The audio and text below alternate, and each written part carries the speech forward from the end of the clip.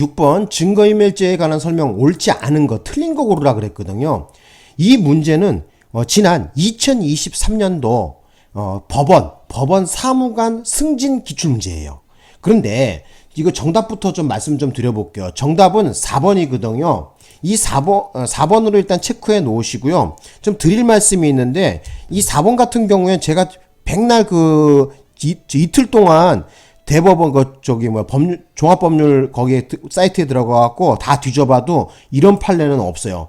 그 제가 보기로는 판례가 아니라 어느 책에 나와 있던가 아니면은 뭐 다른 뭐 이런 게 나와 있는 것 같아요. 판례는 없더라고요. 이걸 다 뒤져봤는데 여기 키워드를 다 넣어봤는데 나오는 것은 없었어요. 근데 어쨌든 우리 이제 법원에서 시험에 나왔단 말이에요. 시험에 나왔고 이걸 4번으로 정답 처리하라고 했단 말이에요.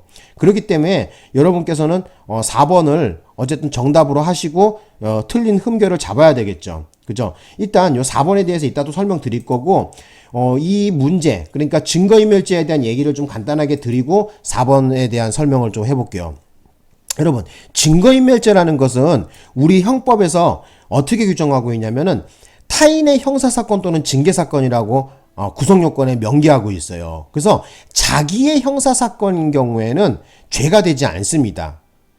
자, 아주 중요한 포인트죠. 그래서 그 말은 또 무슨 말이냐면 나의 형사사건, 내가 저지른 사건에 대해서 내 증거를 내가 스스로 인멸하는 것은 증거인멸죄가 되지 않는다는 거야. 그러니까 예를 들어서 내가 살인을 했어. 그래서 사람을 죽이고 칼이 있다. 근데 이제 경찰의 수사망이 좁혀 들어오는 거야. 그래서 좀 겁도 나고 후달리단 말이에요. 자, 이런 경우 어떻게 해야 돼요? 어떤 누구라도 자기가 어떤 형사사건에 연루돼서 잡혀간다고 하면은 그 증거를 다 인멸하는 건 당연지사 아닙니까? 그래서 그런지 그걸 바로 우리는 기대 가능성이다 그렇게 얘기하거든요.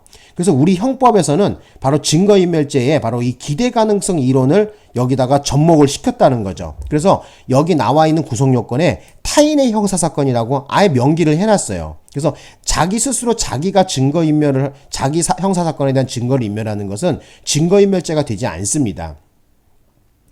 자, 되셨나요? 예. 그래서 아까 전에 뭐 살인 저지르고 나서 시신하고 칼 저기 무슨 한강 같은 데다가 어디다 버려버리고 그죠? 파묻어 놓고 하면은 그죠? 예.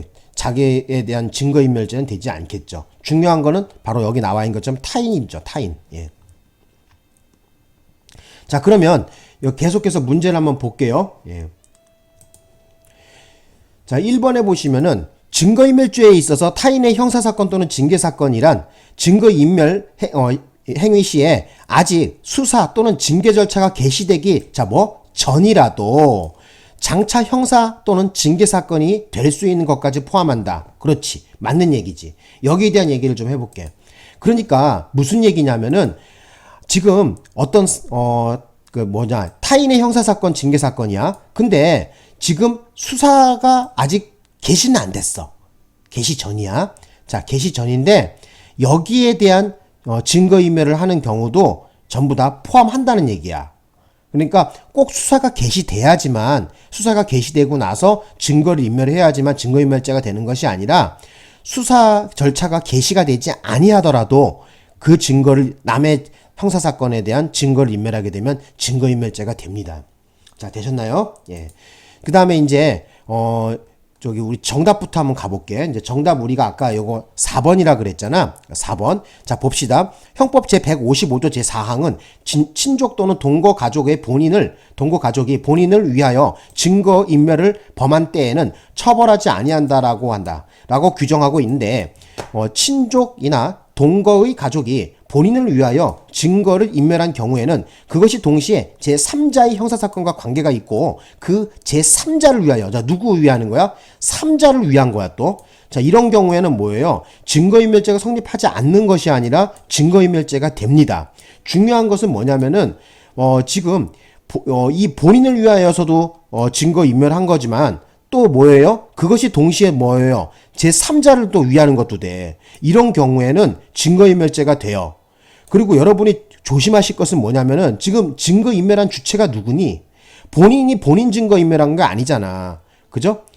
친족이죠. 친족 또는 동거 가족이 뭐예요? 본인을 위하고 또 제3자를 위해서 증거를 인멸한 경우란 말이야.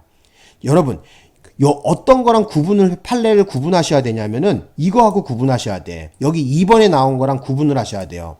2번 한번 읽어볼게. 피고인이 자신이 직접 형사처분이나 징계처분을 받게 될 것을 두려워한 나머지 자기의 이익을 위하여 그 증거될 자료를 인멸하였다면, 자, 그 행위가 동시에 다른 공범자, 중요한 것은 뭐다? 다른 공범자의 형사사건이나 징계사건에 관한 증거를 인멸한 결과가 있다고 하더라도 뭐예요? 증거인멸죄는 성립하지 않습니다. 그래서 2번 판례와 여기 아래 4번 판례는 구분을 하셔야 돼요. 이거를 4번 판례는 구분을 하셔야 돼요. 일단 구분을 하는데 가장 큰 것은 뭐냐면요. 주체가 누구냐면은 4번 같은 경우에는 그 주체가 증거를 인멸하는 게 누구야? 친족 또는 동거 가족이라는 거고, 그리고 2번에 나와 있는 경우에는 뭐야? 자기 자신이 직접 한 거야. 그래서 요걸 갖다가 보기 좋게 제가 그림으로 다시 한번 정리를 해봤는데, 자, 요 두 개는 여러분이 구분하셔야 돼요. 그러니까 23년도 법원 사무관 기출문제에서는 정답 4번 처리된 것은 친족이나 동거 가족의 본인을 위하여 증거인멸한 것이 동시에 제3자의 형사사건을 증거인멸한 것은 증거인멸죄가 된다는 것을 알아두시고, 지금 현재 우리가 판례로 나와 있는 거 2011도의 5329 판결에는 자기의 형사사건에 관한 증거를 인멸한 것이 동시에 공범자의 증거도 인멸하게 되는 것인데, 이 경우에는 증거인멸죄가 되지 않는다는 거야. 그래서 요 두 개를 구분하셔야 돼요. 그죠? 요 두 개를 구분하지 못하면은 바로 그 문제 틀렸겠죠. 그죠? 그래서 여러분이 아셔야 되는 것은 바로 주체가 누군지 시험장 가서 확인을 반드시 하십시오. 저는 지금 요거 처음 봤어요. 요런 거. 근데 요게 판례에 없어. 다 뒤져봤는데 판례에 친족이나 동거 가족, 뭐 이런 말도 다 집어넣어서 검색어 때려봤거든요. 저 종합법률센터 들어가서. 근데 안 나와요. 이런 판례는 없습니다. 근데 어쨌든, 출제하신 분이 무슨 생각으로 하시는지는 모르겠지만, 어쨌든 저는 찾아보니까 이런 판례는 없더라고요. 그래서 혹시나, 제가 검색을 못했을 수도 있으니까, 제 강의를 들으신 분 중에서, 이 판례 번호를 아시는 분이 있다면은 판례 번호를 댓글에 좀 적어 놓으세요. 자, 그리고 다시 문제로 가볼까요? 그러면 자, 문제로 한번 가봅시다. 그래서 여기 여러분이 이제 2번과 4번을 구분하시겠죠? 그죠? 2번과 4번을 구분하시고 정답은 4번이라는 걸 간곡히 좀 당부드리겠습니다. 자, 그리고 지금 설명 안 한 게 지금 3번 설명 안 했잖아. 3번 볼게. 자기의 형사사건에 관한 증거를 인멸하기 위하여 타인을 교사하여, 자, 중요한 것은 뭐야? 남을 교사한 거야. 남을 교사해갖고, 자, 증거인멸한 경우에는 증거인멸 교사가 또 돼. 비록 내 증거지만, 나의 형사사건이지만은 남을 시키면 안 된다니까? 교사하면 안 돼. 그래서 여기다가 여러분이 좀 적어 놓으실 말은 뭐냐면은 증거인멸죄에 대해서 강의를 좀 해드리자면, 여기다 이렇게 좀 적어 놓자. 여백에다가, 지가 지손으로, 거기다 적어. 지가 지손으로 자기 증거 인멸해야 됨. 그래야지만 증거인멸죄가 되지 않습니다. 다시 한번.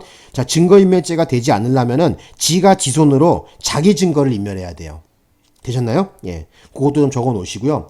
그리고 또 하나 추가적으로 말씀 좀 드려볼 게 있나 생각해 보니까, 여기 징계사건이라는 거 있잖아요.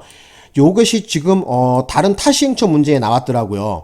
여기서 말하는 징계사건이라는 것은 공법상에 바로 공법상 말하는 징계를 얘기하는 거예요. 그래서 사립학교 같은 경우에 아니면 사기업 같은 경우에는 해당 사항이 없습니다. 사법적 관계는 해당 사항이 없고 공법적 관계인 경우에만 해당이 있어요. 그러니까 국립대학교 또는 공무원 아니면은 국공립단체 이런 국가와 관련된 공법상 관련된 바로 징계를 말하는 것입니다. 여기서 말하는 징계라는 거. 되셨나요? 예. 그것도 시험에 나왔어요. 요즘 최근에 그 증거인멸죄가 좀 뜨고 있거든요. 여러분들 시험장 가시기 전에 지금 승진 시험 얼마 안 남았죠? 그죠? 13일 날인가 보는 걸 알고 있는데 제가 여태까지 경험상 봤을 때 경찰 승진 시험도 그렇고 채용 시험도 그렇고 간부후보생도 그렇고 이 증거인멸죄를 안 물어본 적이 없습니다. 증거인멸, 범인은닉, 그 다음에 위증무고, 요 4개의 세트는 국가적 법익에서 하이라이트를 이루는 아주 중요한 파트입니다. 그래서 공부하실 때도, 국가적 법익 공부한다 그러면은, 물론 공무집행 방해죄 이런 것도 있어. 근데 그거보다 더더욱 강조하고 싶은 것은 뭐예요? 자, 범인은닉, 증거인멸, 위증무고, 요 4개의 범죄는 필수다. 여기에 대해서는 빠삭하게 아셔야 돼요. 특히 경찰에서는 이와 관련된 사건이 많기 때문에 여기에 대해서 지식이 박식하지 못하면은 좀 선배들한테 욕먹겠죠. 그죠? 예. 뭐 선배뿐만 아니라 난리 나는 거야. 이런 거 아둔하면. 어쨌든 모르겠어요. 여러분 좀 당부 좀 드려볼게요. 증거인멸죄는 좀 빠삭하게 공부하시고요. 다시 한번 뭐 말씀을 좀 드려보겠는데 아까 제가 정리한 거 요거 한번 정리해볼게요. 다시. 지금 현재 23년도 우리 법원 사무관 기출에는 친족이나 동거 가족이 본인을 위하고 또 제3자도 위해서 증거인멸을 한 경우에 증거인멸죄가 된다고 그랬고요. 그리고 구분해야 되는 판례 또 하나 뭐예요? 자기의 형사사건에 가서 증거를 인멸한 것이 공범자의 증거도 인멸하는 경우. 자, 이 경우에는 증거인멸죄가 되지 않는다는 거. 요 두 개의 판례는 반드시 구분하셔야 됩니다. 자, 여기까지 강의해 드리고요. 또 계속 설명드리겠습니다.